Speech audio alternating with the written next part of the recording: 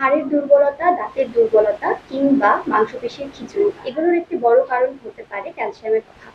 আসসালামু আলাইকুম, আমি ইন্টার ডায়েটিশিয়ান মুত্তাহিনা হামিদ, কর্মরত রয়েছি এসআইবিএল ফাউন্ডেশন হসপিটালে। আজকে আমি আপনাদের সাথে কথা বলবো কোন খাবারগুলো গ্রহণ করে ক্যালসিয়ামের অভাব পূরণ হতে পারে। ক্যালসিয়াম আমাদের দেহের জন্য অনেক প্রয়োজনীয় একটি নিউট্রিয়েন্ট। আমাদের হাড়ের সুস্থতা থেকে শুরু করে আমাদের স্নায়ুর সুস্থতা পর্যন্ত সব ক্ষেত্রে ক্যালসিয়ামের প্রয়োজন রয়েছে। আমাদের দেহে প্রতিদিন প্রায় 1000 মিলিগ্রাম ক্যালসিয়ামের চাহিদা রয়েছে। আর আপনি যদি গর্ভবতী কিংবা মেনোপজ পরবর্তী মহিলা হন, তাহলে আপনার ক্যালসিয়ামের চাহিদা আরো বেশি। চলুন জেনে নিই কোন খাবারগুলোতে ক্যালসিয়াম বেশি রয়েছে। ক্যালসিয়ামের সবচেয়ে সহজ উৎস হচ্ছে দুধ। তাই প্রতিদিন আপনার খাদ্য তালিকায় দুধ রাখতে পারেন। আর আপনার যদি দুধে হজমজনিত কিংবা অ্যালার্জিজনিত সমস্যা থাকে, তাহলে এর পরিবর্তে দই কিংবা ছানা খেতে পারেন। এগুলো ক্যালসিয়ামের বেশ ভালো উৎস। তাছাড়া শাকসবজির মধ্যে কচু শাক, মেথি শাক, পালং শাক এগুলোতেও বেশ ভালো পরিমাণে ক্যালসিয়াম রয়েছে।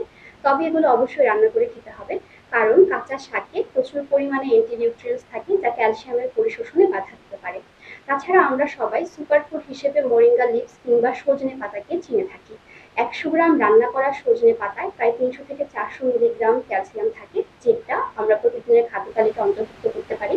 তাছাড়া আপনি চাইলে সজনে পাতা গুঁড়ো করেও খেতে পারেন, এতেও বেশ ভালো ক্যালসিয়াম পাওয়া যায়। তাছাড়া রয়েছে বাদাম। বাদামের মধ্যে কাঠবাদামে বেশ ভালো পরিমাণে ক্যালসিয়াম থাকে। প্রতিদিন 3 থেকে 4টি কাঠবাদাম গ্রহণ করলে ক্যালসিয়ামের পাশাপাশি ম্যাগনেসিয়াম এবং গুড ফ্যাটের চাহিদাও পূরণ হবে। তাছাড়া একটি কমন খাবার হচ্ছে তিল। তিলে বেশ ভালো পরিমাণে ক্যালসিয়াম থাকে। 1 চা চামচ তিলে প্রায় 80 থেকে 90 মিলিগ্রাম ক্যালসিয়াম পাওয়া যায়।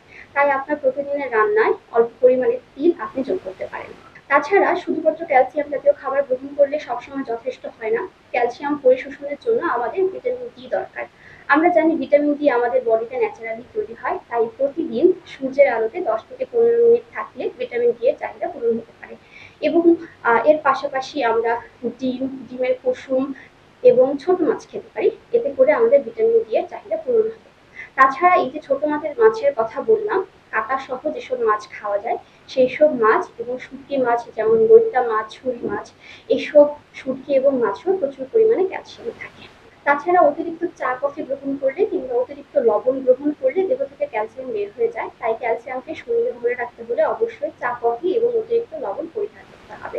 সম্পূর্ণ ভিডিওটি দেখার জন্য আপনাদের সবাইকে ধন্যবাদ, সেই সাথে হেলথ টিপসও ধন্যবাদ জানাচ্ছি। আসসালামু আলাইকুম।